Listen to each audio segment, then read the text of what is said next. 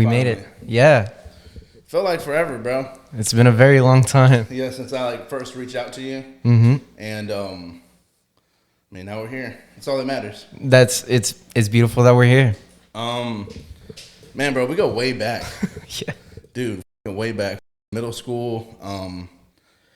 Mr. August class, I remember. Mr. August, yeah. I don't know how. Mm-hmm. I heard this from. You remember the Mendoza brothers? Yeah, Mario and Joseph, yeah. Man, I heard Mr. August actually passed away.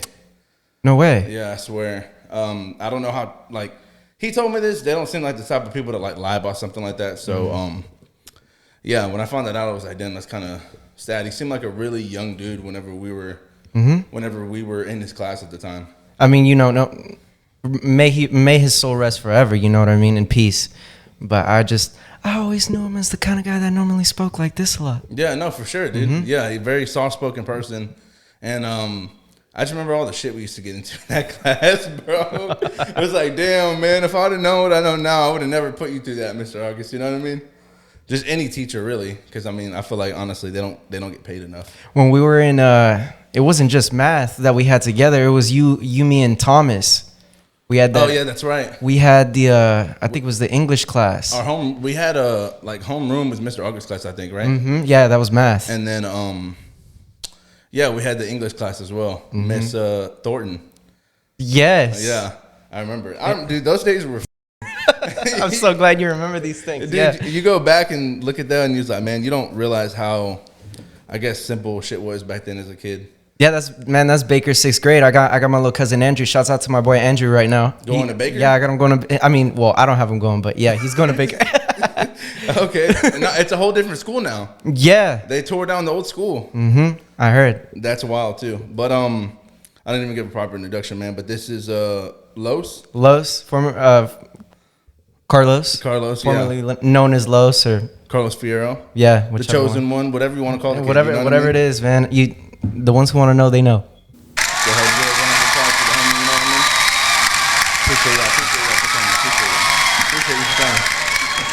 Appreciate you We got Mike spectating over here, and yeah, he kind of helped us out, man. Hey, let's give a shout out to Mike. Shout out to my boy Mike. Shout out to Mike. Shout out to Mike. He hooked it up for us, man. What's up, guys? Welcome back to the conference. It's your boy Johnny G with Loz, and to kind of get started into it, man, you are a musician, artist, producer, right? It's pretty tough to define when you do a lot of different things. When you do a couple different things. Yeah, yes. yeah, no. And you've been doing this for a long time, bro. I've been at it for about 17 years as a musician, and about maybe 7 as of presently right now as a music producer for sure. Okay, damn, 17 years that you've been writing since you were young, then probably. I've been, or as far as just like guitars and shit. Yeah, I think as far as just like playing and just entering into the music world, I was about 10 years old. And oh shit, okay. The way that all of that started is Guitar Hero 3. Back in 06, 07, I had a really good cousin of mine, my boy Dylan. He ended up getting a guitar, like a Fender Stratocaster for himself first. Okay. And then I remember I held it and I was like, hey, where are all the buttons at? And he's like, nah, man, you got to do this stuff with like your hands. And I just felt like, shit. Yeah. He was trying to play Guitar Hero with yeah, that, I thought like, where's the green, the red, yellow, But he was like, no, you got to put your hand like into different shapes to make the sounds. And I was like, oh, okay, that's cool. And then I think after spending the night a weekend over at his house, I had asked my dad, I was like, hey, I think I want to play guitar. And my dad kind of just looked at me a little shocked, where he was like, are you sure you want to play? Because I guess the way that all of this ended up starting is, I guess my dad's dad, he formerly played a lot of different, he was like a multi-instrumentalist musician. Okay. And he played everything from the accordion to the trombone to the guitar to the bass to whatever he could, except to skip the generation with my dad. Okay. Yeah, because my dad was like, I don't like all that noise late at night. I'm just not that guy. But, and then I guess whenever I told him, it was just the beginning of, I don't know, maybe another different sort of generation repeating the same, or maybe elevating the craft further than his knowledge. Yeah. Okay. Yeah. No, for sure. From what you've told me, I feel like he's learned a lot more about music than than you did, I guess, like prior. Definitely through his kid. I know that's for certain. My dad, yes. Yeah, no, because I feel like you took it to, like, just seeing all the things from what you posted on your Instagram and stuff like that. It looks like there's so much like shit you have in your room. Like it's a studio. You know what I mean? It's a bit of a monster. Yeah. And is that like, I don't know how you mean that. Like, is it like everything's everywhere? It's like it's like a good thing, and it's like a blessed curse. Yeah, I can see it. Because it's like it's your bedroom. Yeah. But it's also like a place where you make the music that you make. There you go. And it's also like, I don't know. So, do you have a name for this? I guess to get more on topic, but do you have a name for this project that you're coming out with? So far right now, presently, I don't sort of have a name for it just yet. The way that the story carries itself, it's all about the idea of the emotions of the Scarface movie, more or less. So I haven't thought of like a pinpointed idea where I'm like, okay, this is what it's going to be, because it's not Scarface, but it's but it's got that vibe for sure. It's got a tail to it. Yeah, but no name as of so far right now that I know. Yeah, but so I guess that's the backstory of the project in a way, right? Yeah. So if like, I guess like you were to hear it, it's like in that kind of time frame maybe. One thing I was telling you, man, when we talked was it does have like an 80s sound to it, but it's also, I feel like it's not like 80s, you know what I mean? Yeah, I think overall, when I went to try to go discover kind of where my place was in that sort of, I don't want to, from the people who are born in the 80s, I don't want to say vintage, because now I was born in 97. Now everything is vintage from what I know. Yeah, no, for real. But, they're making robots now, bro. You know what I mean? It's the shit they talked about back then. But I know nowadays it's that sort of vintage vibe. It's trying to attain that sound in a place and in a day that I didn't really live in. But I know that my major influences, I think a lot of Prince, a lot of Michael Jackson, a lot of those guys who did a lot of, I don't know, I guess I would say the icons, the real legends, when they were doing a lot of that kind of stuff, it really influenced me to dig in there and figure out where I can find a place for myself inside of that sound. Yeah. Yeah. And I would say that I feel like listening to, so every single track that you sent me in that Dropbox, that are every single one of those tracks going to be on the record? Yeah, so every single one of them, so far right now, presently, I should have about 9 tracks filled up, and it should tell the tale from the beginning all the way to the end. And I'm assuming that, well, I wanted to know was what song is coming after the intro?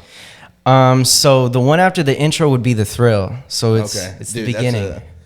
Okay, so on a lot of these songs, dude, your choruses are really good. I appreciate it. Thank you so much. Dude, your choruses are like, I was like, damn, like I feel like every single chorus is very like, it makes me want to sing along with the song. It makes me want to just kind of dance to it, dude. Yeah, no, I appreciate it. I try to just capture the exciting stuff, and when I make the choruses, I try to make them as entertaining as possible if somebody's giving me a chance to listen. Okay, so I don't know what song this is, but it's like something like me got me from nostalgia. Yeah. Felony thrill as it once was. What song is that? That's Hysteria. Okay, there you go. Hysteria. I put the chorus on that one as well. Man, I'm so glad you remembered it. That's impressive. I appreciate it. I said I was gonna butcher the lyrics because I don't remember them, and I'm sure in the process of you like mixing and mastering some of it, it'll clean up some of the audio a little 100%. Yeah. But I hear the lyrics. I just don't know what the lyrics are saying. I'll not know what they're saying exactly. You can hear them, but I can't hear them. So I don't like, for the most part, when I do hear music like that, I just try and what exactly is he saying here, and then I just kind of take my own a little bit. Yeah. Does that make sense? Yeah. So of course. So whatever I just said right there, I don't know if that's accurate. No, that's pretty accurate. Yeah. But yeah, dude, the choruses in this project, man, are really, really good. No, thank you. And man, there was another. So when I first followed you, I don't think you had anything posted exactly about it just yet. And then after I followed you, I think there was I feel like it was Leaving the Fire, the first one that you posted. Yes, Never it was. Leaving the Fire, Mm-hmm. right? Mm-hmm. And it kind of, I like that thing that you do where you're starting off and it's like, it looked very trippy, dude. Like, Oh, yeah, the zooming out effect. the zooming out effect, but it looked like a photo. Yeah. It looks like, is that what you're going for? So it was a really cool accident that occurred with that. That was a fucking accident, bro. That's wild as shit. Because I had recorded the video like right before that. So when I had recorded the video, I was like, man, I haven't changed my profile picture in a little bit. So I just took a screenshot of just the video, Okay. and then I just enhanced it. And then when I posted it on Instagram, I was like, new profile pic. And then as soon as I didn't know that right after that one part of the story, I hit play, it like starts playing a video zooming in. I was like, oh damn, this is pretty crazy. I didn't mean to do that. Damn, that's wild, bro. 'Cause, yeah, that looks really good. I was like, thank damn. you. No, I appreciate it. She was like, damn, it was an accident. It was a really cool accident. Yeah, no, for real, because it's like shows you there, and it's like a still frame picture. Yeah. And then next thing you know, the picture just kind of moves Like- a little bit, and then you put on your headphones, and then you start going into the thing. And I was like, damn, that's sick as fuck. Yeah. And when I seen all the shit around you, dude, it kind of just let me know. I was like, damn, like, I don't know. To me personally, just from the outside looking in, it looks like I don't think you have all that shit if you don't know what you're doing with it. Yeah, there are some people who have it because they want the personality, but I think from the brightest people and the best mentors I've ever had and the best teachers that I've ever shown me how to use this gear is they just explained to me, I could give you 50 G's tomorrow for you to put it down on the studio, but if you don't know what an EQ or a compressor does, you just have the personality of somebody who doesn't know how to use any of it. Yeah. Yeah. You have, were you going to continue? No. Oh, okay, I'm sorry. Yeah, no, I could see that too, because I remember, so you've heard of Hobson? Yeah. Okay, so there was a... Contacts, right? Yeah. Yeah. There was a video he came out with a way while back, and he's like, I don't even know what this is. I never looked it up, but he says something in the video where he's like, power on the Avalon. Okay. And I don't know if the Avalon's an instrument or Yeah, what it is. that's a preamp, the Avalon 737, yeah. Yeah, so he was like, power on the Avalon. He was like, I don't even know what this shit is. I don't even know what this shit does. Yeah, hey, shouts out to Lyle Harrison for having that Avalon 737, but yeah, he geeks on it a lot. He says, yeah, man, I use everything. I'll even use the compressor. I'm like, hell yeah. What exactly does that do, though? So, like, I guess to get a little in depth and keep it as simple as I can, preamplification is sort of like what higher end engineers who understand the concept, it imparts what they call like a color. So what it is, it's like a sound? It brings out like a style. Okay. Or more of like a vibe. Okay. So like, for example, you can get like a Neve 1073 for the guys that know. I record into that sort of preamp, but then they also have like the Avalon stuff. And then they also have different brands that manufacture preamps, and each guy's got a different sort of style to itself. Each, like, I guess, instrument has a different style to itself? Yeah, each preamp has like, it can have different features, it can have different things, but more than anything, it imparts a style. Okay, so it's probably more like specific to, like, I guess what the artist is trying to accomplish, like maybe what genre they're in, maybe. So sometimes it could be used like in combination of microphones. So like let's say you get like a really, what they call like a bright mic. You use a bright microphone with a dark preamp, things start to balance out. Okay. And sort of what this is just you're pairing up all of these elements to have just a big chain. So once you make it down to the bottom, it's like, oh, that's the signature sound is what they call it. Okay. So like, for example, I'll give you just a vague example. I know that sometimes in the hip hop industry, these guys, they'll get a Neve 1073 preamp tied to a Tube Tech compressor with a U87. And that's everyone in the industry sort of sound, Okay. And what that is, it's a signature sound of that chain. Now, like I said, when they manufacture different preamps from different brands, if you use that in different combinations, they all impart a different sound to themselves. So like how I was saying, like, is it they use these for whether it's rock, hip hop, or whatever? Yeah, and some of them they like like for example, like in hip hop, I just gave you one chain, right? In rock, there's, I'm not gonna say like a preferred one, but it's more concrete evidence that a lot of these guys will say, oh, this is the common rock chain, this is the common pop chain, this is the common hip hop chain. Okay. And a lot of people, they'll trace after that. But from what I know from, you know, all the teachers, I hope, you know, I just try to serve as much of my knowledge as I can. Yeah. Is once you have the foundation set, it's about where you want to take it to impart your sound now. What makes and creates your signature sound. Okay. That's a really good example. And obviously, guys, if y'all didn't know, this man knows what he's talking about. Right? I would hope I do. If anyone wants to correct me, it's okay. He's like, more knowledge to myself. You know what I mean? More power to you, more power to me. We all win in the game. Yeah, exactly. I had my cousin was telling me, dude, while we were listening to your music yesterday. Yeah. And he was saying, he said he could see it kind of like on your music on like advertisements and commercials, kind of. That's awesome. Like, I appreciate it. Like he could see that, and I was like, damn, I could see that too. And I was telling him I can kind of hear it as well, like on like maybe a video game. Yeah, like right? maybe even Grand Theft Auto, or maybe even in the game Scarface. You know what I mean? Yeah, you know, I mean, if we get my album before we get GTA 6, Rockstar is too delayed on that. No, for real, dude. I would say that some of your, like, I don't know, correct me if I'm wrong, but I feel like it has somewhat of a pop element to it. Yeah, I think a lot of my writing structure was based on writing and listening a lot to pop music. And anything in specific? The one, there was one guy that had kind of woken me up to it, but it's, you know, songwriting, producing, engineering, and being an artist as a whole. All of those things have their own pitfalls and their own holes.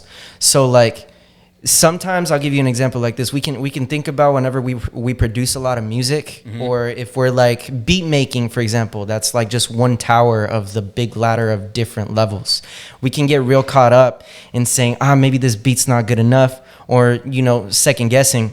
But for me, what happened is when I would listen to people make music, I was always just listening to the surrounding instruments. I never understood the concept of how are they structuring this song as songwriters. Yeah. So when I started studying, like you go back into the music that you already formally are familiar with, and when you go listen to how they make their stuff, you're like, oh man, okay, yeah, this, like, I didn't know Michael Jackson was structuring his melodies like that. I didn't know Tame Impala had this sort of arrangement to set up the next moment in the song. Yeah. And for me, it was all of the guys that I listened to, from, it could be from Avenged Sevenfold to any of Michael Jackson's really cool albums, to Prince, to Tame Impala, to literally Thundercat. Oh, wow. Okay. Anybody, man. Yeah. So what were I don't know if I asked this already, but like what were the main influences on this particular project? So on this particular album, the biggest influences that I was able to dial in the most and I was listening to, so I didn't know this was going to become a Scarface story until I guess I watched Scarface for the first time ever, like maybe like 2 or 3 years ago. Oh wow, shit. And then when I was put onto it and I was watching it, I was like, man, there's something about this movie that like it just somehow moves me. And when I was doing the rock music, it just didn't feel as exciting. So when I made The Thrill, which was the first song I ever made that was in the 80s style, the only thing I was thinking about was Elvira and Scarface with Manny, driving to the club that they were going to, and, you know, just having that sort of fun in the scene. But, you know, there were substance abuses and stuff with Elvira that Scarface, you know, didn't know at his own discretion at the time. And, and it's sort of like this is how I guess I digested it, is how the story goes on is he went from someone, you know, just the poorest guy down at the bottom, to building an empire that falls in front of his eyes. And I was like, man, that emotion, just that focal point is what drove so many songs for me to be like, yeah, this is kind of cool. This is kind of fun. No, dude, I could definitely, like, if they were to like remaster that movie, oh, that would be awesome. I honestly feel like I could hear your music in that movie, like, and it would like fit perfectly.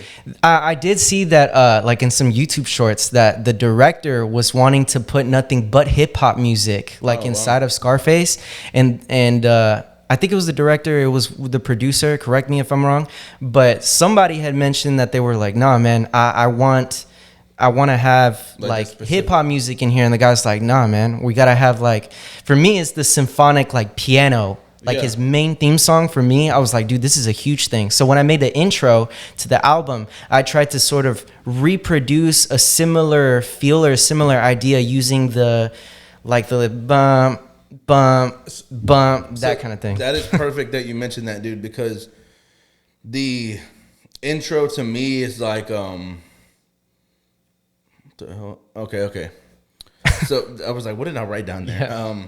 But the intro to me, dude, is exactly how you said. Whenever you're like, when you hear that intro in the Scarface movie, it's almost like it's kind of building a little bit. Yeah. You know what I mean? That's how your intro sounds. That's how your intro feels. I appreciate it. Thank you. It's building, and it's more like, to me, it's like, what song is gonna come after this? Yeah. You know what I mean? Like what are you about to do with this album? Is literally what I get when I heard the intro, and I was like, damn. And honestly, like, it's so simple. I feel like, I mean, obviously I didn't make it, but as far as just listening to it, yeah, it's so simple. There's not a lot of things being played in there. It's like slow build up, but it's still so good, I feel like. You know what I mean? I try to make these things as like digestible to those who aren't as familiar with, you know, anybody's level in music. I feel like once you listen to this sort of thing, you can digest it, you can understand it, you can identify what it is and kind of where it's coming from. I think one of the biggest struggles that happens with us musicians and artists is sometimes when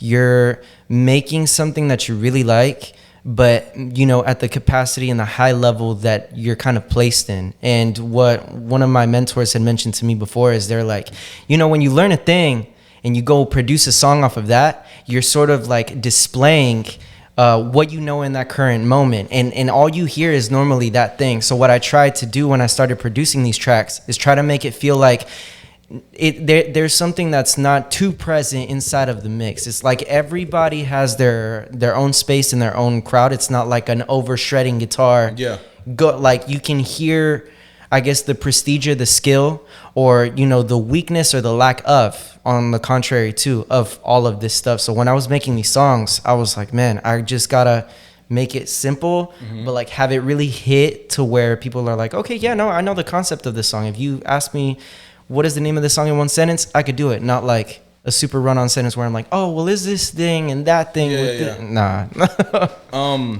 Is all the things that are played and stuff like that, like as far as production-wise, all this project is all you? Yeah, I had to sit there and do it all by myself. Every single bit. Every single damn bit, like, unfortunately.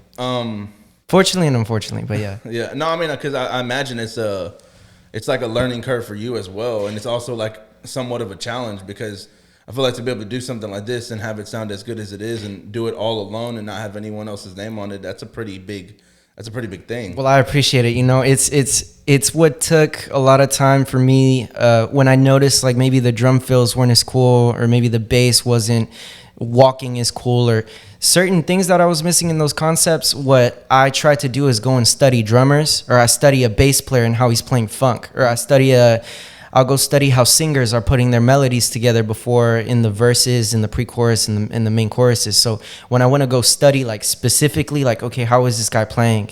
How is he doing this stuff? That's when I was able to sort of dial in, I guess, the closest feel I could to say, like, if a guitar player plays this song, dude's gonna have a great time. If the drummer's just keeping a beat, he's gonna rock and he's gonna feel it. He's gonna embrace the vibe that's around. If the bass player is gonna tear it up, he's gonna have a good time too. And if the singer's gonna sing a cover, do it in your own style. Yeah, and I'm gonna love it. So that's dope. And because I feel like to think about it on that level, dude, and have the music come out the way it does, like, yeah.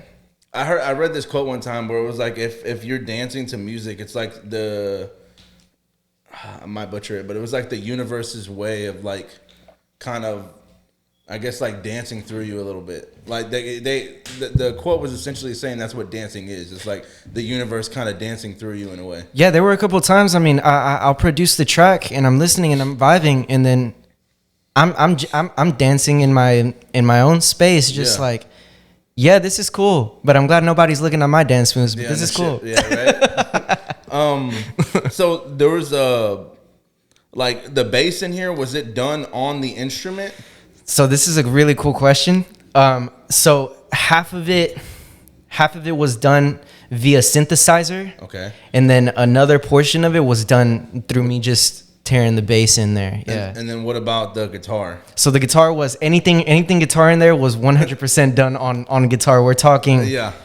We're talking. Oh man, it sounds really dialed in. Yeah, that's about like 80 takes. Yeah. No, that's literally what I was gonna ask. I was wondering because I heard the guitar and I was wondering. I was like, is the guitar just straight the guitar? Is it something that maybe you picked up off of like a, I don't know, like you were saying, like Pack. Yeah, like a sample or something. Yeah, sample. There you go. Like something like that. Like I was wondering, and then man, I forgot what song it was. It might have been Hollywood High. Yeah, I think it was Hollywood High that you put you posted it as well, correct? And then you posted the guitar solo in the part. Solo, but the camera, you were, and you even, I love that you were as descriptive as you were inside that post because you talked about how Guitar Hero was like a huge influence for you and whatnot, and you spoke about it here right now, and just that angle that you came at, and you playing the guitar and stuff like that, that shit was like, I genuinely enjoy stuff like that because it's one, I feel like super creative, and two, it just, I don't know, it tells more of the story of why you specifically went into that angle to begin with. Yeah, I mean, I always, anytime I go to Dave & Buster's, I always dial in a high score in Guitar Hero on Expert. So, are you like, I mean, are you top 5 when you hit it, or? I make it to number 1 sometimes, and I just put like a meme name in there, like, you know, Wet Pills or something crazy. Yeah, Wet Pills. So when I go check the high score again, I'm like, oh, Wet Pills still number 1? Damn, that dude is good. Yeah, he's like, that dude's great. He spent 5 hours here. You know what I mean? Yeah, in that card. Yeah, for real. Okay, so I'm gonna play one of my favorite off of the track. Now I don't know how much I'm allowed to play. I don't know how much you want me to play. By all means, you can play as much as you like. Yeah, for sure. If they copyright strike you, I'll come find them. Okay, bet. Hey, YouTube, I have the actual artist here who did this. Yeah, he has my permission. Yeah, you know what I mean. So there shouldn't be any problems. I feel like. Yeah. Okay, yeah. So this is one of my favorite, and I hope y'all like it.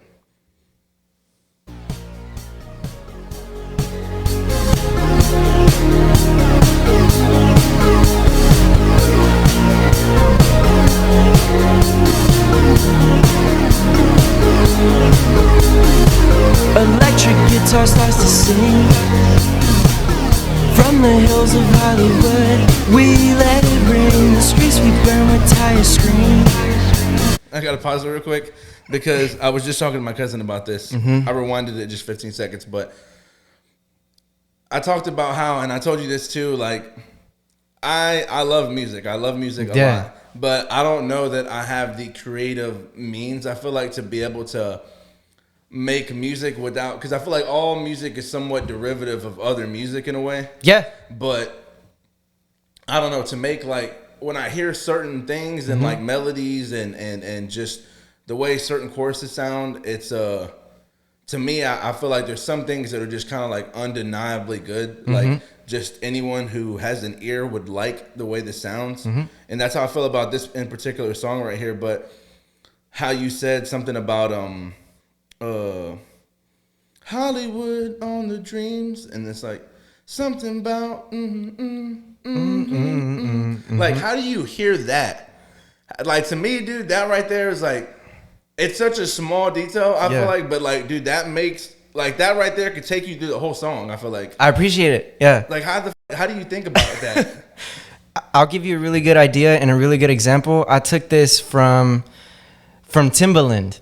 I took a specific, I ripped the whole page out of his book. Okay. Where he says, when you go up to the microphone, just make noises and just like figure out like, bim, bim, bim, bim, bim, bim, bim, bim. And you're like, okay, cool. Well, I recorded that. Now let me see how I could dial that in as a melody. Dude, that sounds like so much work. A lot of my melodies, they come from me playing like my scales on guitar. So when I listen through guitar, I try to dial that in with my vocals. So a lot of these melodies that you've heard, I've only dialed in. I've dialed them a lot because when I play guitar and I find those notes, I'm like, okay, cool. This little segment is cool. Now, as far as like spacing, I'm not too sure like how I come up with them. But what I try to do in every track is challenge what the idea of it is, and that's sort of what started snowballing. Is I was like, is this melody cool? if it is okay. And I don't really try to think too hard on it, but most of the time I just use like my phonics. Just like, what do you mean by that? So like Dance Around, right? Mm-hmm. You were probably maybe some, or if not most people wonder, man, how do you come up with that riff, right? Mm-hmm. So the song was inspired, that song Dance Around was the second song I ever made in the 80s, but that song was inspired by the song Sacrifice by The Weeknd. Okay. Because to me it sounded like when he ripped that part of the guitar out, I was like, this had to have been like a Michael Jackson outtake that Quincy Jones, rest his soul, he was like, I'm gonna give it to this kid now. And when I heard that, I was like, oh, that's really cool. And some of my blueprints were followed off of some of Dawn FM, almost okay. A couple of their songs off that album. But Sacrifice on Dance Around, I heard that melody and I was like, oh, that's cool.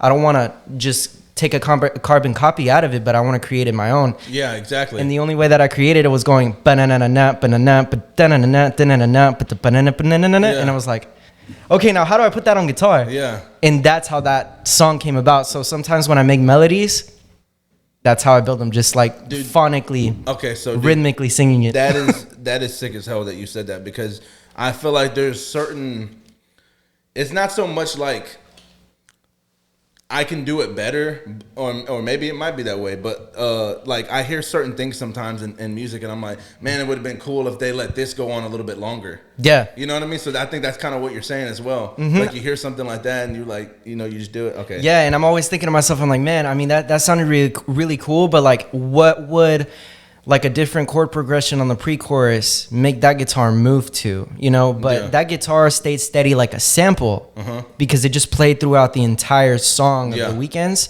So what I wanted to do is I was like, well, what does the other dimension or the other part of those different areas sound like? Like what would it sound like if I was to go discover those sections, you know? And arranging and song structuring, it opens a lot of doors for you to be like, well, what I didn't hear in a loop here, now you're just opening the ears to the listener to being like, oh, I didn't know the guitar could have gone that way. Yeah. Oh, it went this way. That's so cool. That's interesting. Yeah. That's very interesting. Okay, now we're going to finish this. No worries. Sorry to cut you off, but I had to ask by all means. I would have lost it, bro. It's okay.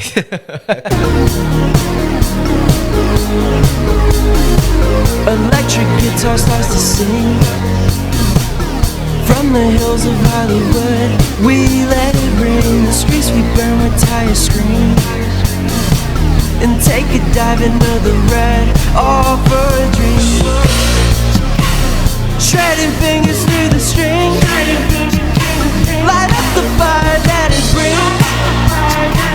Revive the sound they haven't seen. And be the rock star on the screen. Into the night we come to rock and roll. Burning for the stars in the sky. Rebels in the night we come to rock and roll. Rocking on a Hollywood high. Rocking on a Hollywood high. Rocking on a Hollywood high. Rocking on a Hollywood high.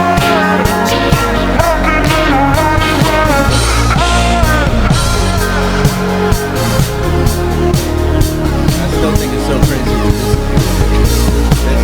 Thank you. It's so awesome. I appreciate it. Thank you so much. The amplifier starts to roar. From the hills of Hollywood, we crank it more and rock the sound from once before. Electrified, hooked on the high every night. Shredding fingers through the string. Light up the fire that it brings. Revive the sound they haven't seen. And be the rock star on the screen. Into the night we come to rock and roll. Burning for the stars in the sky. Rebels in the night we come to rock and roll. Rocking on a Hollywood high. Rocking on a Hollywood high.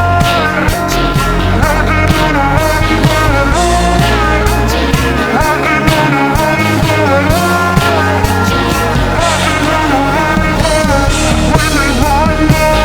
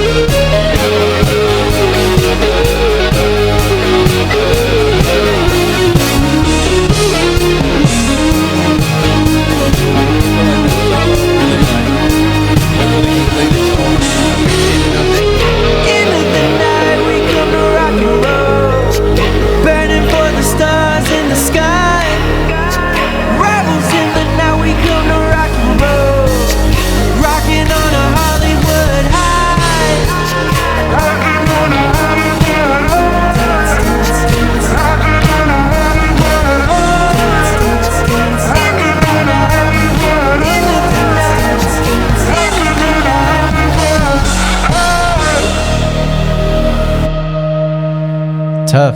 Dude, that's very tough.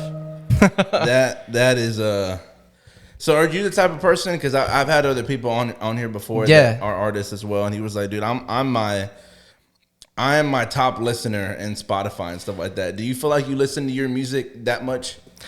I think I reflect on my music a lot. So like, as far as maybe listening to it and reflecting while you're doing it, instead of just kind of like listening to it and I guess digesting it like the normal person would. Yeah, I think my brain has just geared to just more critical listening. Yeah. And when I listen to myself, I just check, which areas could be improved, whether it be, the vocals or the guitar or the bass or anything in particular. Yeah, but I wouldn't really say that I'm like I guess, at the end of the day, when you're an artist, you have to have a sort of ego to keep it going. I wouldn't say I'm like Kanye loves Kanye, but I definitely like what the dude on the other side of those monitors make. You feel you feel like you're pretty like level-headed in a way, I guess. Yeah, I try to stay as grounded as I can. Yeah. With understanding like the reality of how it sounds. Yeah. So I have the impression in the state of mind to think not everybody has to like it, and I think that's okay. And absolutely, if there's a crowd for people out there, then by all means. I just know that if it's something that I make, I'm like, okay, cool. Well, if I enjoyed it, the principle about it is if you like it first, there's going to be someone that's going to like it next. And I think that is the most important part when you're creating like an art, especially something like music as well. Mm-hmm. We had that conversation on the phone, dude. Yeah. And honestly, that I resonated with that so much, dude, because I was telling you about the podcast and stuff like that, and how, you were telling me at one point you were deciding maybe to quit like cold turkey and just kind of give it up a little bit. Yeah, there were a couple times I think I maybe ran into it maybe 3 times. It happens, I feel like. Yeah. When you're doing something creative like that with your life, I honestly feel like, and not to say like it doesn't, I feel like every artist in general, even the biggest artists we know, have those kind of struggles. Like when you're making something creative, like I said, I think you have those struggles with it, and you can go ahead because I have something to say after. Oh no.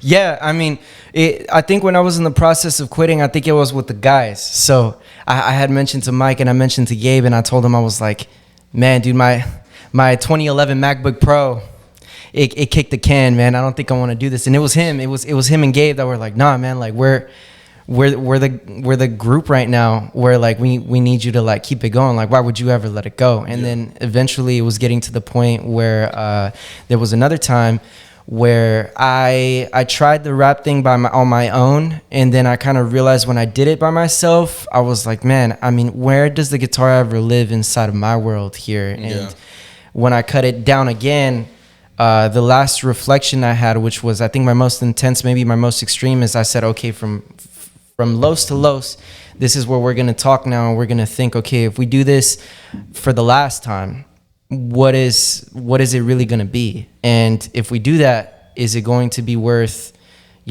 telling music, okay, if you have a place for me here and you've been hanging on to me for so long, is it going to be done? And I practiced 365 days learning how to sing, and I did that with whether I was singing vocal harmonies or I was singing main vocal lines. Before I had this whole project, like when I had like that first solid 80 song where I was like, okay, I don't even want to touch it, I don't want to mess with it, I wrote probably over maybe 200 hooks before that one hit. Damn, really? See, that's what I'm saying. I feel like that is that's an insane amount of time to put into that, dude, because I can very easily understand how maybe artists can get burned out, especially when you're just going in there and maybe writing to like something that someone else produced. I could see that maybe being a little different, but I think when you're putting the time and effort into like the production and the music the way you want it to sound, I feel like that could be very tiring. So I feel like it's so easy as in like an artist, as a musician, to burn yourself out of your craft because you're constantly going, constantly doing it, and there's so much other things like that could be like the boys want to play, the game or something like that. On that Black Ops 6. Yeah, the boys want to play the Black Ops. Maybe your girl wants to go hang out and do something, or your family wants to go do something. Like, we talked about this as well. You almost kind of have to be obsessed with it in order to even be like, just because I don't think that like how we talked about. I'm not saying it's not hard to do it. I think it's by all means hard to make it in whatever craft you want to make it in and be considered one of the best. But I think it's just that like we said, that discipline and that just kind of obsession you have to have with it in order to be great. Yeah. And be, I guess, like good, or just to even get into that, to move yourself into that crowd a little bit. Yeah. Because you know what I'm saying? Like right now, you're just like, this sounds how it sounds so good right now, but thank you. I can't imagine once you step into that next level, what your music's going to sound like then. Yeah. Because that's another thing I said too, is that you never really know who's like listening. You never really know who's watching, or, you know what I'm saying? Like it could just take that one person that hears this and was like, who the hell is this? You know what I mean? I've had a lot of instances before where like I've played my music to some folks that, I mean, they're familiar with how I sound, like how we're speaking right now. Yeah. And then you hear a song and you're like, so who did the vocals? Yeah. I could genuinely say I can hear you on the vocals. But like, still, you have somewhat of a deep voice. You know, somewhat, yeah. Yeah, somewhat of a deep voice to where it's like you can't I don't know, to go as high as I feel like you did in this song. Like I feel like those were a lot of high notes that you hit. They were definitely part of the journey. I'll definitely say I wasn't familiar with hitting higher notes until I practiced those notes. So like for me, I guess I imagined it sort of like I'm masking a finesse, and I'm trying to convince, when I listen to myself, if I'm good enough to kind of convince somebody else, okay, yeah, that's you for sure. Like that sounds really, really good. That note you hit right there, that was solid. I have some work previously before that I cringe at because I'm like, man, okay, yeah, I see where I can't even fool myself. But nowadays, when I'm singing on these songs, I'm like, okay, yeah, this is digestible. This is like a guy. I'm like, okay, cool. You know, I don't know him in person, but it would be cool to experience him one day in the physical form. It's just like in a live aspect, you're saying? Yeah, like maybe in a sort of scenario where I'm like, okay, cool. Yeah, like I guess this is more like spiritually, mentally sort of idea where I'm like, yeah, when I hear through those monitors, that's another guy coming out of there whenever I'm hearing, because I can't even believe it on my own. Really. That's interesting. Yeah. Damn, that's kind of dope. I sing with a lot of faith. Yeah, no. I mean, lot. And I feel like it comes from like essentially like what we're talking about, like a part of your soul in a way. Yeah. I mean, when I played guitar, my man Lyle, he was always like, when you play guitar, you know, anybody can go and play the regular pentatonic scale, go and play all of that stuff. But it's something about how when you start playing it, you have some sort of, you got a thing. You're doing like a thing. When you play it, you have a thing. When somebody else plays it, it's not really like the same idea. They could play the same thing, but you like play with like a certain sound. It's like I have some sort of connection to it. But ever since I was very young, I always believed that like when I played music, it was my closest connection to God. So one of the biggest things that always inspired me was, you know, that portrait. Now, if I botched this, I apologize. But if anybody wants to correct me, by all means. But I don't know if it's the Michelangelo painting that they call the touch of God. And, you know, it's both hands just being that close of a distance. Yeah. I just feel like when I play guitar, I'm just that close anytime. That's crazy that you say that, because I feel like that kind of speaks to your craft and how like you feel about it. Yeah. And I think everyone in this world, like they have a calling, like how we talked about, like most people kind of become content with the lives that they live because this makes them money or whatever the case might be. This job makes them money, and it's like, you know, maybe they wanted to do something else, but they just didn't. You always have that self-doubt, like how we talked about. It's always you versus you. Always. And your mind kind of like how I talked about, like I think human beings, we sabotage ourselves out of certain opportunities maybe, or just things that we want to do with our lives. And it's not to say like that's because like people are weak or whatever the case may be, but that's just how human beings are by nature. It could be very difficult when sometimes, I mean, it gets very deep, right? Yeah, very, very deep. Because it could be like very deep. You could be the kind of person, You could be the kind of person that you have to be able to, you know, the me versus me concept. The way I internalize and I digest that is sort of sometimes when you're making music or you're making something that you love a lot, sometimes it leaves others behind. So it's like the wish that you could have everyone cohesively at the top is a scary thing. And me myself, I don't even feel like I've even gotten to the top. And sometimes just being in the middle, you're already too far. Yeah. And for me, it was like just letting go of the impression of feeling like if I'm not vulnerable enough to know that I'm bad in the current state that I was at the time, and I'm still developing even today. I still don't feel like I'm the greatest stuff, but some of the stuff is pretty digestible. Yeah.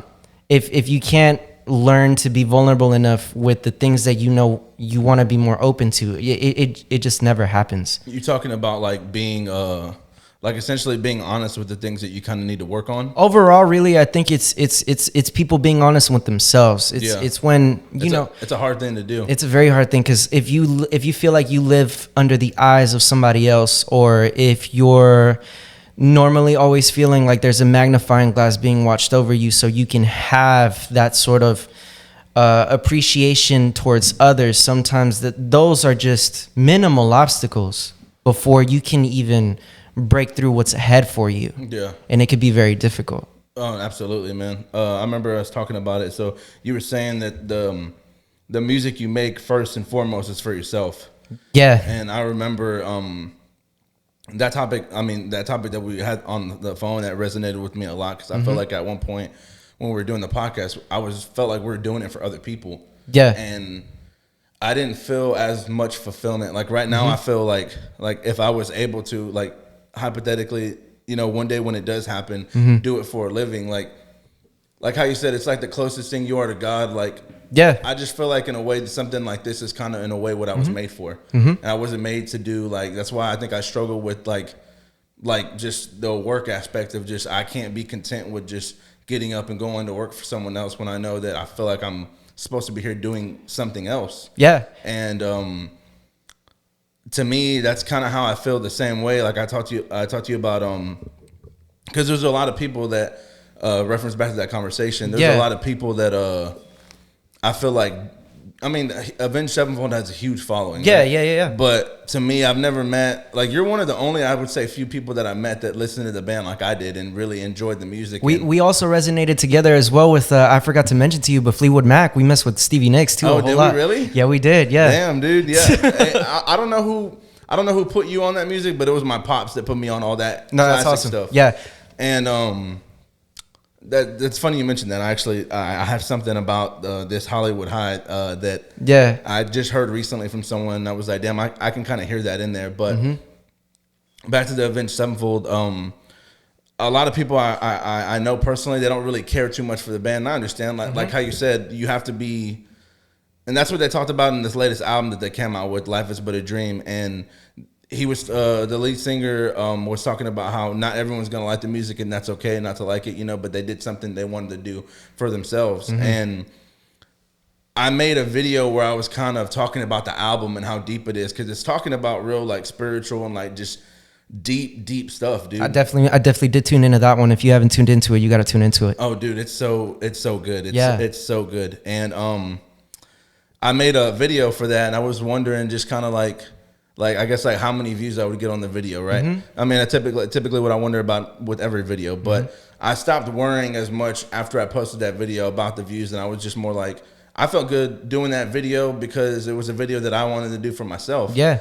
And I got a comment on that video where someone was like, thank you so much for making the video. I'm glad someone likes this album as much as I do, or loves this album as much as I do. And for whatever reason, dude, that one comment, like, that was like, this is exactly why I made the video. Yeah. This is exactly why, like, it just, for me, was that reassurance I needed to kind of like keep doing whatever it is you want to keep doing. Don't try and please other people by doing this, because then you're not being authentic to yourself and you're not showing really who you are. Like, you kind of, like how you said, you need to be vulnerable with stuff like music and podcasts or whatever it is you want to do. You got to be vulnerable with yourself you're putting yourself out there like that, but to me, it was just that, it was exactly, I think, what I needed in order to kind of, okay, I can do whatever it is I want. I can talk about whatever it is I want. Yeah, 100%. And feel so comfortable doing it, because like you said, there's a crowd out there for everybody, everyone, whatever it is you want to do. There's a crowd out there for art, like physical painting, art, whatever the case may be. Yeah. There's a crowd out there for podcasts, whatever you want to talk about. You know what I mean? So yeah, it was really big, that conversation, and on top of that, it just kind of reassured me. That's why I was more excited to do it too, because I was like, damn, like I feel like that conversation that we had prior to even doing this, dude, was honestly very, very big, because it made me more like, for whatever reason, when I get in these rooms, with this room with people, dude, I'm so much more like, I don't know about tense. I think it's somewhat just kind of nervous, because I'm wondering, like, is it going to go how I want it to go? And instead of just doing that, I feel like that 4-hour conversation we had on the phone, it really broke the ice in terms of, like, one, I'm talking to a friend I've known for so long. I mean, we haven't reconnected in a while, but to me, it was just, I think exactly what we needed. You know what I mean? Yeah, no, for sure. I definitely agree 100%. I think dialing the tangent about when you said sometimes trying to do a lot of these things, it's about when you go do something else, you're not necessarily satisfied with just what the reality of our reality sometimes become. And I definitely agree, because when it came for me to start building the gear, to manifest a monster of all of the analog gear that I got, I wasn't satisfied enough to say that, like, for example, the preamp, right? I could have just gotten me a preamp and just been like, okay, cool, I could just hang out with that. But no, now I have a whole list of, I have 11 analog compressors, 9 preamps. I can run in and out of here. The one guy that had always told me, like, bro, that's what I like about you, man. You're never satisfied. This dude right here is sitting on the other side, right here next to us. He was like, man, bro, it's crazy, because every time I see you get gear, like, you're just never satisfied. And I'm over here on the phone, like, drilling stuff in. I'm like, nah, man, it's the passion about it that always leaves you searching for more. When you're like that, you become a scholar in yourself. You become a bigger student of the game. You start to find out what it is that you want and what you like. And when you start to branch out that way, it's not about the gear anymore. It's more about the knowledge. Like for example, like I would say in your instance, let's say you know the Rodecaster real well and you know the mics, but then you're like, what does phantom power do? What does an XLR to an XLR cable do? What does all of these other different niche things, that these small little intricate details that kind of build everything to it as well. But it sparks knowledge because of your passion, and that's sometimes what gets people further out. It's like, yeah, man, like whether the dollar's here today or not, I know that once it's been invested, someone is collecting a super massive paycheck at the end of the road. Yeah. The thing is sometimes in the society that we're in, we're very result driven. So we want these things like, okay, if I go lift a dumbbell today and I'm not swole tomorrow, it never worked out for me. Yeah. And people are just that quick to wanting to quit it. But the thing is, the guy that shows up the next day or the next one, it's like, okay, well, this guy, he's on something else. And then people start asking, like, what do you work out so often for? What are you doing all of that so much for? But it's that motion. It's that sort of passion where you say, great, dude. Yeah, it's like, man, I'm trying to be good. I'm trying to go from lifting 3 pounds to, I don't know, maybe curling a 35. I see my boy Mike over here. He's been curling 35. Oh shit, dude. Yeah, but he says his bench is weak. Didn't mean to put you out there, but he says bench is weak. But hey, you working out every day, you don't get there. You know what I mean? There you go. You bench every day. But like, like how, like we're talking about, man. Like I think that result driven thing is. I don't know, man. It's hard. I think it's a lot of social media that kind of influences the way I think society is as well, and I kind of fall victim to it too as well. Yeah. We all do. And I think it's just like how fast you're able to just get information and just digest content in general that's coming to you. Like it's so quick, at like this damn near speed of light, dude. No, it's what I've heard before is they say comparison is the biggest killer of dreams. Yeah, it's the thief of joy is what they say. There you go. Yeah. It's the thief of joy. And when I remember when I heard that, I was like, damn, because sometimes you subconsciously do it without even really knowing. And I think once you genuinely like I said, you can't be. everyone has like these moments, whether you see someone and you're like, man, they really have this whole thing figured out, you know, that person that you think has it figured out is still learning as they're going, you know, just because they're like this today and like maybe they're like this for a month or a week, they're going to have those days where they have those self-doubt moments and those moments where they're falling victim to the comparison and stuff like that. And like, it's completely normal to do those things, but you just can't stay stuck in those moments because you will never, ever be happy if you're always comparing yourself to someone else. Like everyone, one thing I think I've like am understanding as I'm getting older is everyone's on their own path. And so like, don't be so quick to judge someone if they're maybe doing something different than you or like, because I feel like a lot of people, especially like loved ones as well, like a lot of people want to tell you kind of like how they would go about things, which by all means is fine. But I think when they start telling you how to live your life, it's a little bit different. And it's like, I understand like maybe they want the best from me, but it's also kind of like, it's coming from a place of love like we talked about. But I think it's just, you know, not to be maybe so controlling about it. And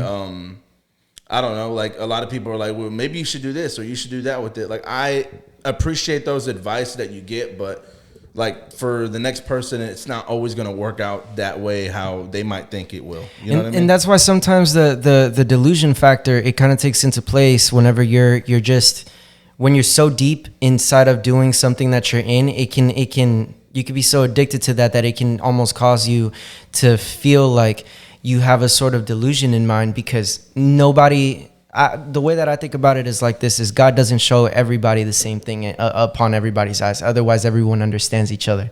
But in this world, since we have contrast, everything isn't just black and white. Everything's full of color. So sometimes, you know, you get a person talks to you about purple. You're like, I kind of know magenta, you know. But around the range, around the realm, you know, you get real familiar with understanding people. But I think overall, what happens is when, like I said, referring back to when people have an expectation of themselves in their eyes of yourself, sometimes those factors can cause friction because you want to show them what it is that you really are as far as like, I mean, it could really be anything. Yeah, anything, exactly. But not everybody shares the same passions. But the thing is I think as us humans, what happens is if we don't embrace each other from where we are in those moments, we slip by a really good memory of having those heart-to-heart situations and genuine, wholehearted conversations. Absolutely, dude. I 1000% agree with that because kind of what you're saying right now, dude, is like how I felt when I first heard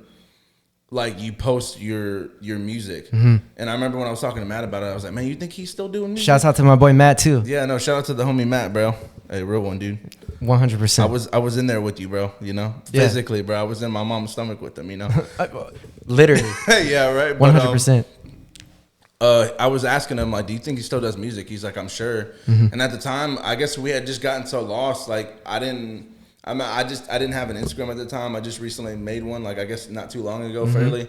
And I was like, let me just look him up, right? Yeah. So I looked you up, and sure enough, you were on there because of other people that I think followed you as well. And you know, I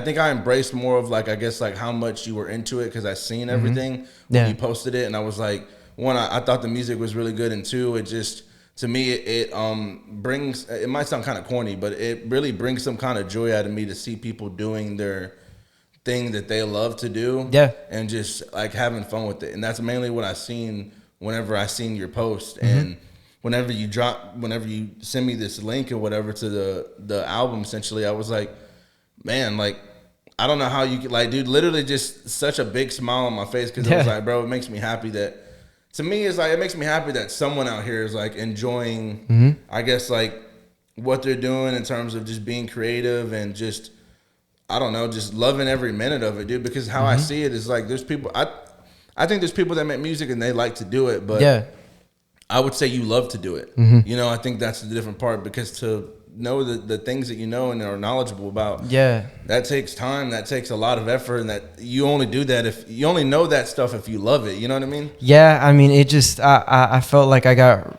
very embedded in just every angle of the craft. It wasn't because I wanted to know it, but it was because I think I had a lot of consideration of somebody else. like, I guess I would say the listener. I think that's the person I paid attention to the most. At the end of the day, you know, when we say that we make music for ourselves, I mean, we make it for ourselves, but we also make it for people that want to hear the consumer crowd as well. So, I mean, it's very difficult to have that tug of war of thinking, okay, well, I mean, is what I'm making great? Is what I'm making good enough for the times? Or is what I'm making even good at all? And I've had those roller coasters, you know, in music. A lot of those things really hit very hard, but I think it's the consideration of, I think other people who had seen that light in me see that and they say, yeah, man, like, if you quit music, I'm gonna beat you up.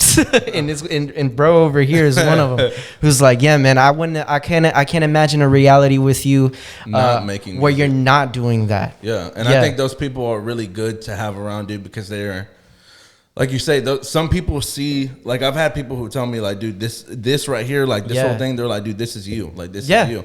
And to me, like, that. And dude, it's awesome. It's beautiful. I love the setup. Shouts out to you for having me here. No problem, dude. Honestly, I don't even thank you, but I genuinely appreciate you coming on, dude. It means a lot to me that people do take their time to come out here and have a conversation with me about it, because for sure. I mean, to me, I've always, like, I think the conversations, like you said, the heart-to-heart conversations and stuff like that, that's really what I try to get out of this, because it just motivates me or inspires me even more to just kind of keep doing what I'm doing, because I don't know, to me, those things, those moments right there, I feel like are what just are, they're like life-lasting moments, you know what I mean? Where it's like they can touch people in different ways. You know? 100%, yeah. And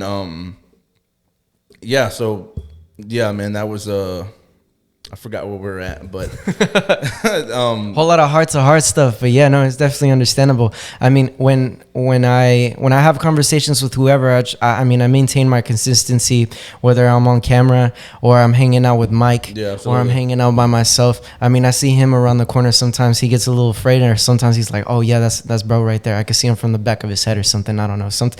Pretty sure if he saw me in a crowd full of 1,000 people in a whole pool of heads, he'd know where to pick me up. Yeah, no, for real. Yeah, he wears Waldo me. He could probably do that somewhere. Like you, like I seen like when you came, you referred to him as your brother. Yeah, you know 100%. I mean? So to me, I feel like that like relationship as well. Like, I don't take things like that lightly. Yeah. So to me, like, I hear those kind of things, and I'm like, they have to have been through it with the person. Like, yeah, we definitely cared for him.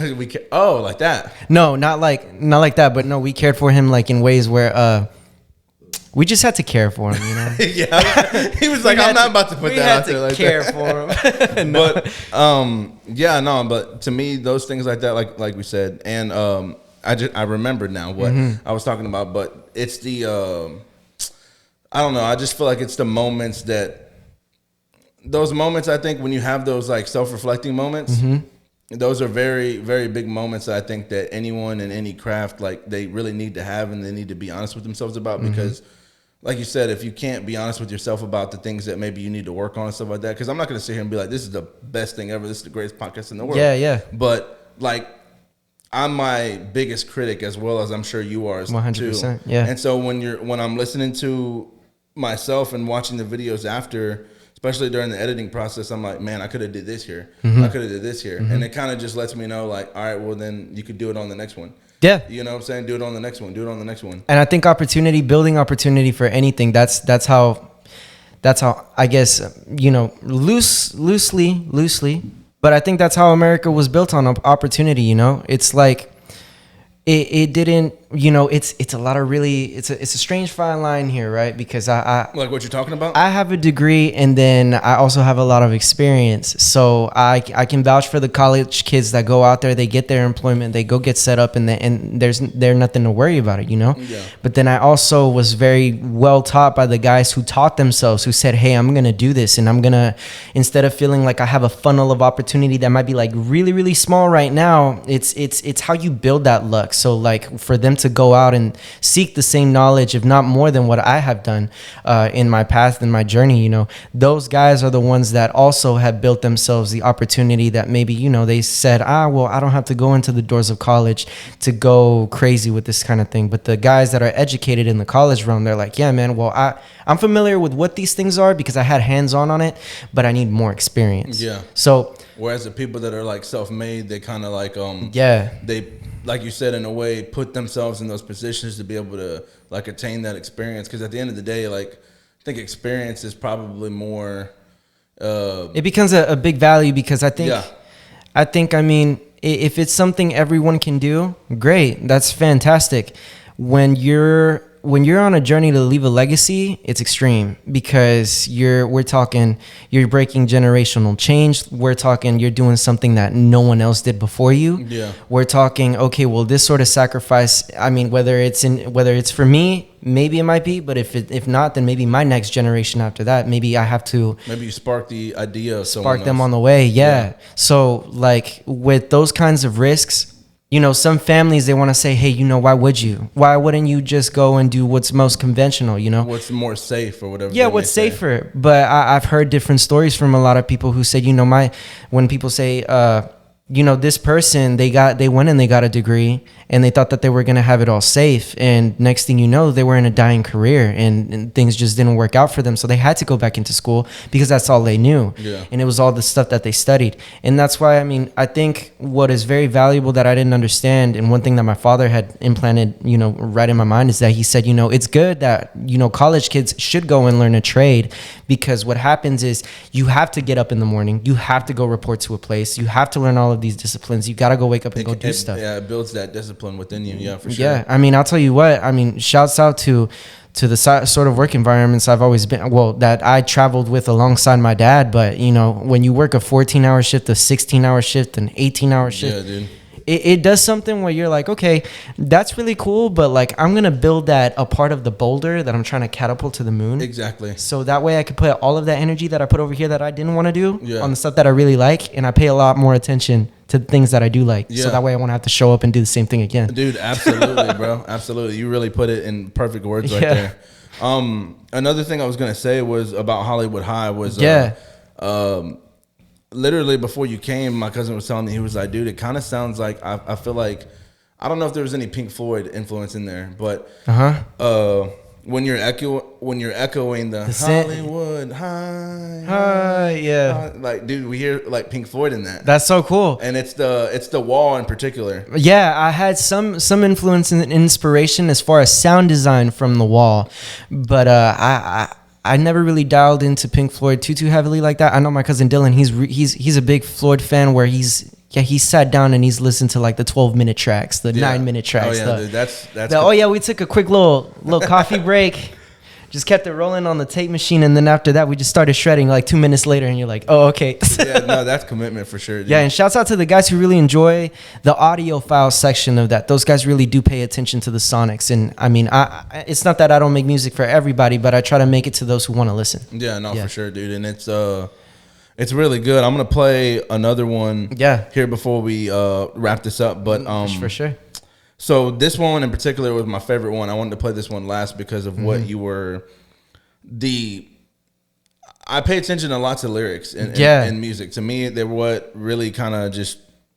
I mean, I love that music is like anyone can interpret it any way, and it's not necessarily like it's wrong. Yeah, I could give you a great explanation to the one I think you might be mentioning, because I put in a lot of thought into this one as well. I could tell, I think, just by the way the lyrics were coming off, and just by this one in particular, not one lyric, but I guess maybe one sentence that you had said was, well, I'll go. I want to hear if it's the same one. Is it Vice City? Yes, it's Vice City. Yeah, man, that song was a trip. I had a very big tug of war with it.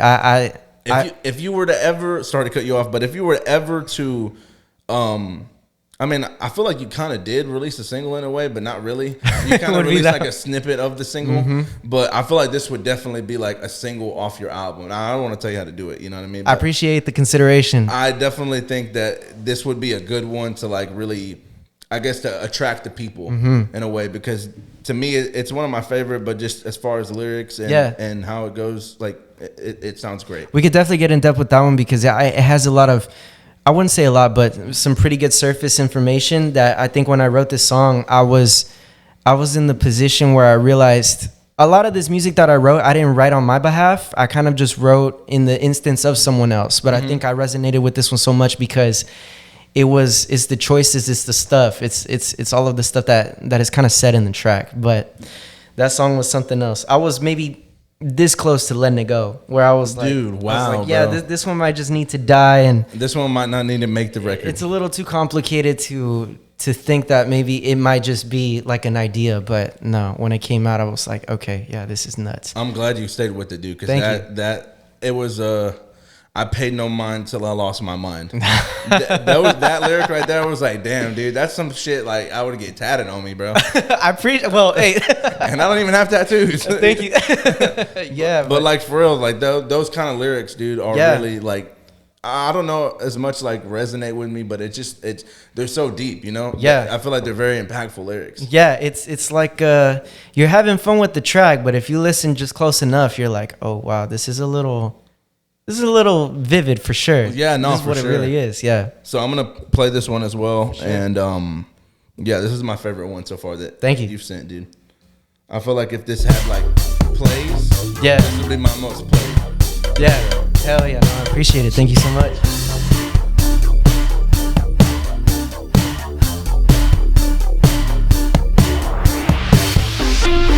She told me angels always die in the city. It was enticing, shining lights, looking pretty. I paid no mind till I lost my mind. Tied to the vice, never leaving nights. Haunting time that never leaves. Your choruses are. From this life I chose to always be. It's the eyes for If anyone things doesn't that like this shit, they're out of their mind. never They're out of their mind. And she loves to stay, dance my soul away. And she loves to take thrills I can't escape. And she loves to take, dance my soul away. And she loves to stay, thrills I can't escape.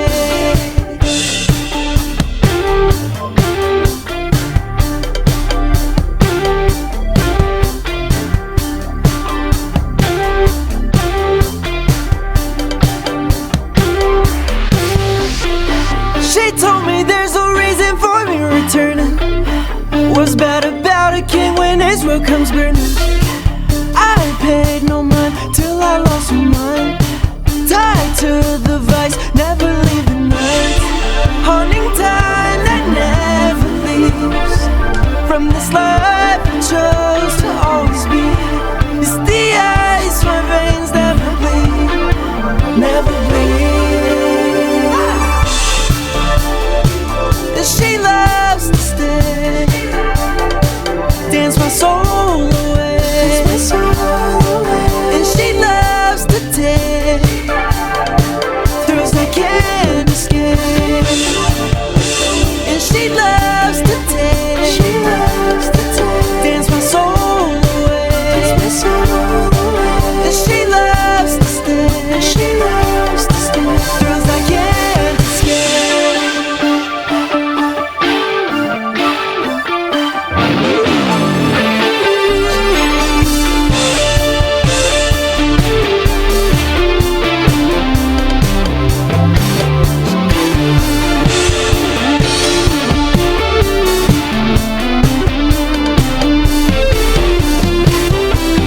And she loves to stay, dance my How soul that solo stretches out. away. And she loves Thank to you. take thrills I can't escape. And she loves to take, dance my soul away. And she loves to stay, It's that ending. thrills I can't escape. Thrills I can't escape. Thrills I can't escape. When you hear that, dude, what do you think? Like when you hear that, like I don't know. It's always an experience when I listen to myself. I'm like, damn, that was cool. no, for real though. Like You got to be able to damn, that was appreciate cool. that, you know, like as far as your like critical listening, like you said, I feel like at some point you got to take those ears off and just be the consumer. Just experience it, yeah. Just experience it, and it's a hell of a dude. That song in particular, that's one of my favorite, man. And so I'll give you some explanation behind that. I feel like I can't give you enough credit, dude. No, I appreciate you at 1,000,000%. As much as I can appreciate, man, I appreciate you a whole lot. When I made Vice City, like I said on the Instagram post, it was a combination of like GTA Vice City, yeah, and then a lot of the Scarface idea, like sort of that club scene when I noticed. And I watched the movie again for like a whole second time, and then that club scene just kept capturing me. And I just noticed, like, when I had made Vice City, the whole idea about this song is this person was extremely innocent, and then they got turned into a town that just corrodes him, and it just turns him into somebody he, you know, from the choices he made, he had to live with, and now he was just stuck in the idea of his riches is what caused his downfall completely.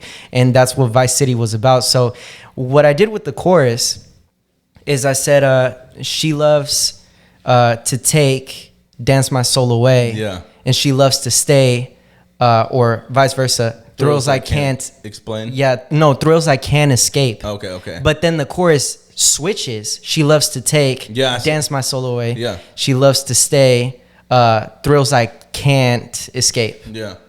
So the she loves, or the personification in the chorus, basically means it's your vice. Yeah. It's the thing you're addicted to the most. Okay, it likes to make sure you don't leave your space. Damn. Yeah. Dog. Damn. You hearing this shit, Mike?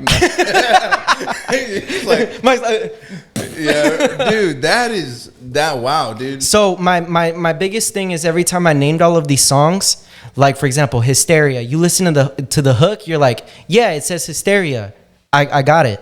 When you listen to Hollywood High, rocking on a Hollywood High, right? Yeah. You're like, okay, it's in the chorus. Yeah. When you listen to Never Leaving the Fire, right? Yeah. Same thing. When we dance around, right? Same thing.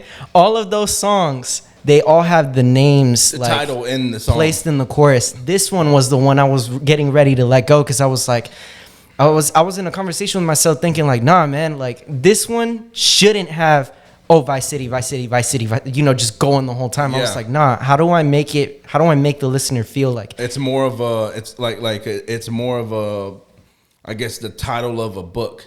There you go. You know what I mean? It's there more of the title of a book, and like the book is, like you read the book, you listen to the book, it's telling you a story. And right. Now that I have that with that understanding now, it makes even more sense. Yeah, so not so much that it didn't, but like I had my own perception of it. Yeah. And I love to and that's fine. Yeah. By all means. And man. I love to hear I love when artists talk about songs that they made and why they made these songs. Yeah. Because I have a completely different perception of the song until the artist says what the song is about. Yeah. Then I look at it that way, and I don't think it's necessarily a bad thing, but No. I like to listen to it from the artist's perspective, because I feel like it gives you that authentic, like, this is why they made the song, and then you can hear like all the things in the song, and it makes more sense. So I was gonna name it also. I was gonna change it. So before I even got to Vice City, I didn't want it to be like a big cliche thing, but I also didn't want to name it like Las Vegas or like Sin City or something like that. I just wasn't rocking with it as much.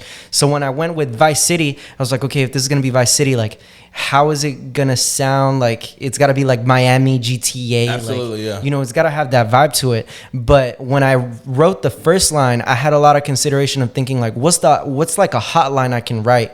And that's how I think about it when I first start these verses. So another tangent here, when I did you okay? Right? When I did cut. when I did Never Leaving the Fire. When I did Never Leaving the Fire, I had written, she puts my love in her smoke, tells me to tell her a lie so she can get through the night. And that's like a hot, because you're like, damn, bro, like, you mean that one didn't make it? No, that one did make it. Oh, so it did? on Never Leaving the Fire, if you listen close on the first verse, Oh, as soon as it cuts in, I cut all the instruments, and I was like, I want the dude that's gonna hear this. You hear that whole line hit before the drums go bam right back in, right? So when I wrote that, I call them hot lines, because when you first write the first verse, I was like, how unhinged can I make this? Yeah. So they got to be like, damn, bro, like, Like he really put all that effort, and she just threw that up in a cigarette and just blew it in his face. Like, just lie to me some more. Who cares? Yeah. I'm like, damn. That's how I wrote it out. When I did Vice City, I said angels always die in the city. She told me angels always die in the city. Yeah. And enticing, shining lights, looking pretty. I paid no mind till I lost my mind. Yeah. So basically, when I did that part, I already wanted to say your innocence is gone from the jump once this song is on. Yeah. And it's like, that's it. Because wherever you're at right now, you're in the wrong place. Oh, Yeah. my bad. Don't. No, you're good. You're good. It's like, man, you're in the wrong spot. You're in Yeah. the wrong place. And it's like, man, now you're about to enter into the Vice City. And essentially what it is, it's a place that it strips away that innocence. And anytime you try to escape any sort of thrill that was offered to you, Kind of like pulls you in deeper. you're stuck in a vice. Damn, dude. And it's like, man, I'm going to do this all the time. Damn, that is literally that. Now with that understanding into it, it's probably makes it like, I don't know that another track on this record would be my favorite one. Another really hot line I wrote on there was haunting time that never leaves. Yeah. It's a sort of it's like a metaphor in a sense. Yeah. Or like an analogy, because time is always going. Yeah. So when I said haunting time, it's you're so stuck in there that the time never even moves. It just haunts over you in the remembrance of you're in Vice City. This is your vice. Yeah. And you're gonna live with it for forever, pretty much. That so when, because if I'm not mistaken, you have all the choruses in the videos that you posted. Yeah. And for whatever reason, you know, Never Leaving the Fire, and then I think Hollywood High. Mm-hmm. This Vice City, for whatever one, was the one that really just captivated me, and I feel like just took me, like, whereas like it had a hold on me in terms of when I heard it, like you have a favorite song on the album, you know what I mean? To me, Yeah. it was like that one stuck with me. That's the one I liked a lot. No, that's awesome. Thank you. I just love the, like I said, just the lyrics and stuff and what you were saying in there and Yeah. how you hit the chorus. Like your choruses in this project, again, I'm going to say it. Thank you to so much. emphasize it, but they're really, really good. Thank you so much. I appreciate it at a million. And I guess like how long did, like I don't know if I spoke about this yet or not, but like how long did this project take to come about? Because I remember you mentioning that there were some of the songs on here that had been from like 2 years ago. Yes, there were a couple tracks that they hung out for a little bit, but I want to say like in a lot of time, it was a lot about being familiar with like my workflow. Oh, I'm sorry. Yo, You all right over there, Mike? is your ass hurting you? Oh, okay. I was like, bro, no, because I seen him kind of put his hands. I was like, damn, I feel so bad, bro. You doing all right? Is it cushioned enough over there for you? All right, that's good. He was like, I'm not gonna say it's comfortable, but I'm straight.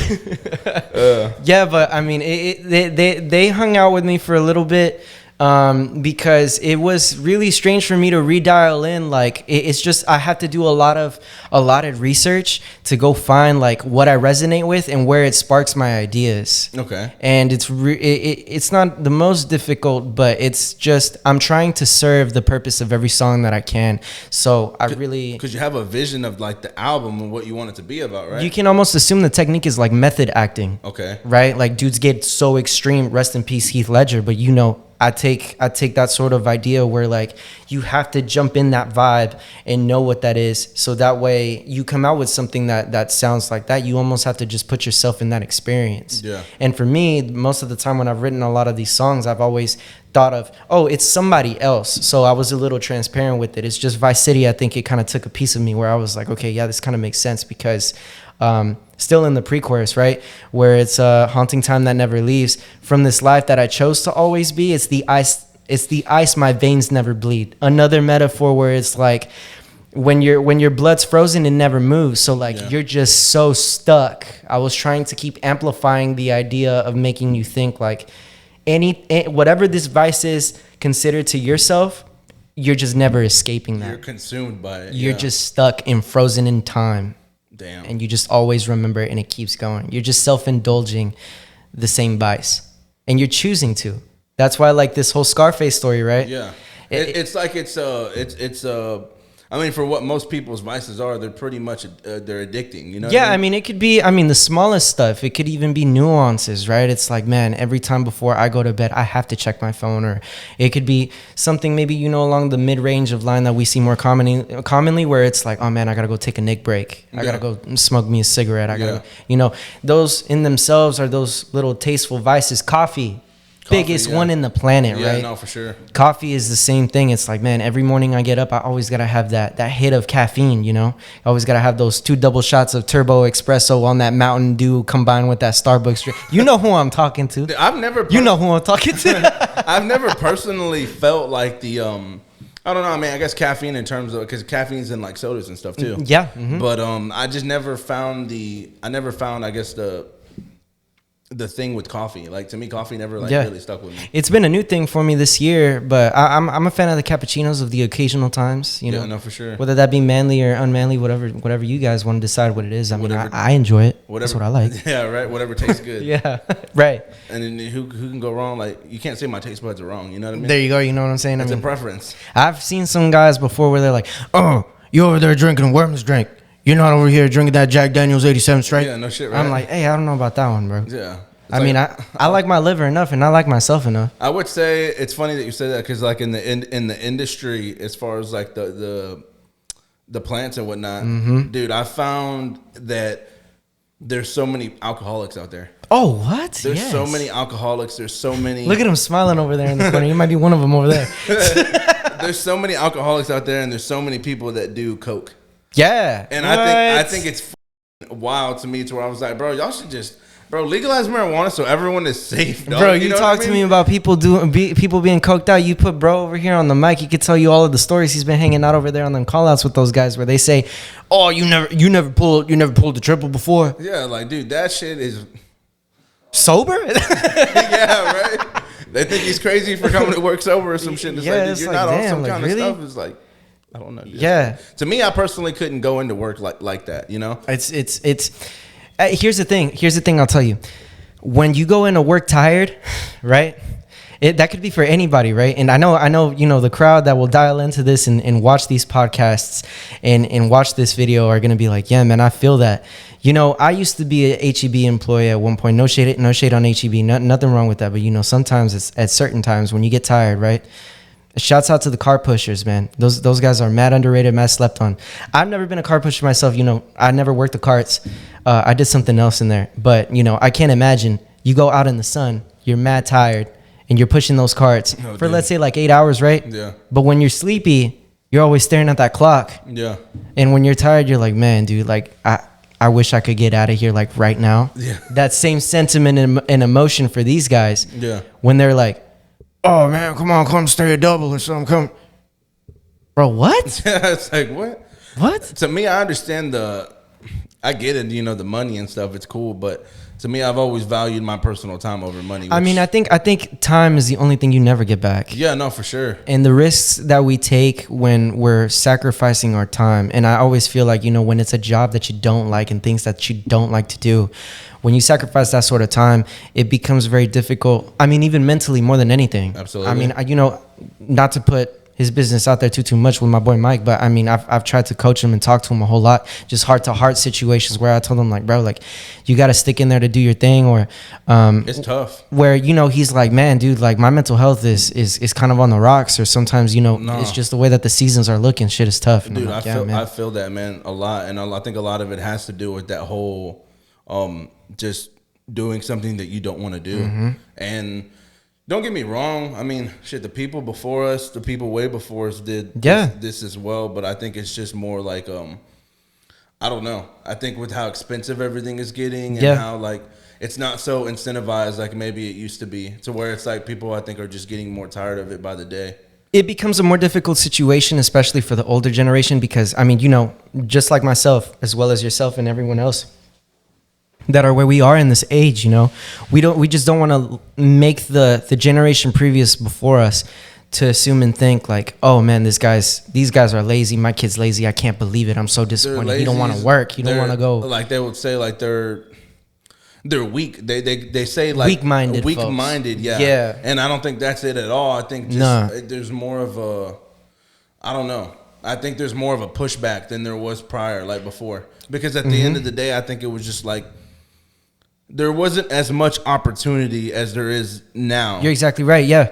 But it took the second generations of what we are, and maybe some previous before us as well, that were developing what is an easier way to still work hard in the things that we enjoy and love. Yeah. And the thing is that when there's a whole lot of industry folks where they just want you to go do the industrial thing, and nothing wrong with hard work and working those times, and shouts out to everybody in the workforce that pushes the world ahead just a little bit further. Yeah, that wants to do stuff like that. Yeah, there's people out there that's what they want to do. Exactly. Yeah, like I mentioned to Mike when there was a guy that we were working out in the field with the plants. A guy went to high school just to go to college, get himself into those opportunities to be able to say like, oh man, I'm set up. I'm finally working for the plants with this contracted company, and these guys are going to take care of me the long way. That was his dream.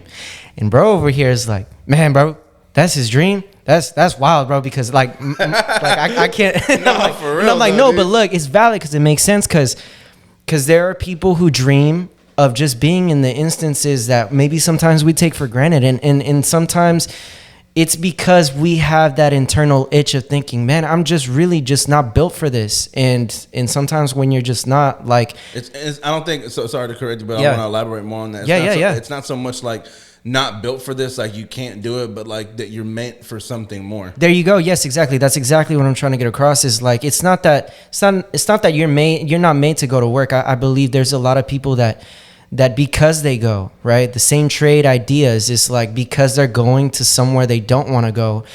I guess I would vouch to the tattooed guys, all the guys that are all linked up. It's the same concept when somebody says, oh, I don't have a piece of tat, I don't have any tats on my body. And there's nothing wrong with those folks. But then imagine the qualifications of somebody who said, yeah, I sat 12 hours to get this big piece of ink. It's like, damn, bro, you sat through pain. You sat through that suffering. 12 hours. Just to gain something else. So it kind of drives the perspective of thinking somebody else in those sort of instances where you're like, yeah, I pushed the 12. Yeah, I threw those cables up. Yeah, I went to go fit that pipe. Yeah, I went to go cut this thing. I went to go heat this stuff up, or I went to go be an operator in those moments. I mean, those guys, it's not to say that it's not something they don't want to do, but at the same time, it's like, look, man, I mean, because of this is what their sacrifice is for them to keep their homes, for them to keep the lights on, for them to do those kinds of things. That's always okay. But at the same time, when someone is chasing something to find a better opportunity, to find a better way out, that becomes a difficult situation amongst each his own person, because it's about the concern of, are you going to be all right? Does it pay money? Does it make you money? Does it do this thing? Does it do that thing? You don't see that at the beginning of a strive, of a dream. You just don't see it. And that's I think that's always the risk involved, you know, of like whether you may make it or you may not. Like those two choices are always going to be there. And the plants is the same concept, I would almost say, as well. I mean, I remember one time my dad told me, he said to me, he said, man, son, you don't understand this job. It's got that manual labor to it, and it's got all of its obstacles. But at the end of the day, there's a lot of guys who wouldn't even want to clock in to come sit down or come stand up or come do this for 12 hours. But there's a fat check at the end of the road. Yeah. After that time, you go, you get it, you go home, and you're set up. But there's a lot of guys where I've seen, I'm sure you have too, where sometimes sitting makes them quit. Yeah. They're like, we're not out here doing shit. Well, fuck this, man. I'm going to the gate. I'm getting the fuck out of here. I'm going home. And it's like, dude, that's the easiest part of your day. And that's the easiest part, money you can make. It becomes the most difficult. Why? Because it's all a mind game. Yeah. This whole thing is a mind game, because even when you're put to do nothing, you're sitting and being put to do nothing in a place you didn't even want to be. Yeah. So you're like, damn, because it eats you. It's just you and you. Yeah. You're sitting on that phone, just scrolling. It's not, I guess, doing its job as far as like supplying you that dopamine. You're just kind of like, all right. Like, And some guys, like I said, when you're given that time of like, you're just sitting to collect money. that's their hardest game, because they're like, man, you could just go take me outside, I'll go do something. Yeah. Go pick up trash, go sweep some stuff up. Yeah. There was a dude I was on there was one dude when I was doing a little bit of some of that work as well. He would be sitting for 12 hours on straight, sitting in one of those little in those like those benches with the tarps over, right? Okay. Bro, sweeping the street. That's all he did all day. Just to do something? Just to do something, because he was just watching out, and whenever the trucks drove by in and out and stuff like that, he'd go over there, just start sweeping the street. And people are like, man, this kid is like, he takes a lot of initiative, because for him to do nothing, he wants to find something to do. Yeah. Like there was a point in time I was taking out trash. I asked him, I was like, hey, where's the dumpster at? He said, nah, man, just leave it there for me on that wheelbarrow. I just got to find something to do. I'll go dump it. Yeah.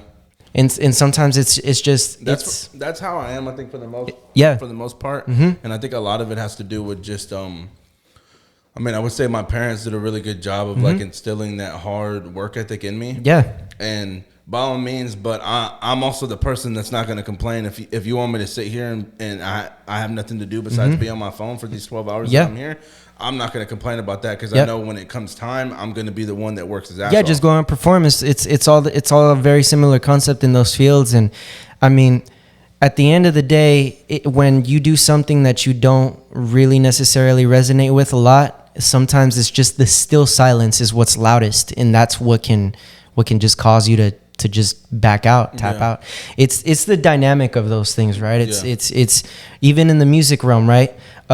When I noticed that there were parts where, like, a lot of these songs that I've made, right, I've done and put a whole lot of consideration with, but the thing is sometimes I have those days where I'm waking up every single day, putting stuff down on the computer, and what it's spitting back out in my ideas, I'm just not rocking with. And sometimes it takes me even writing a whole demo or a whole idea to be like, yep, that was going in the can. And could it have been used for someone else's purpose? Yeah, no, by all means, 100%.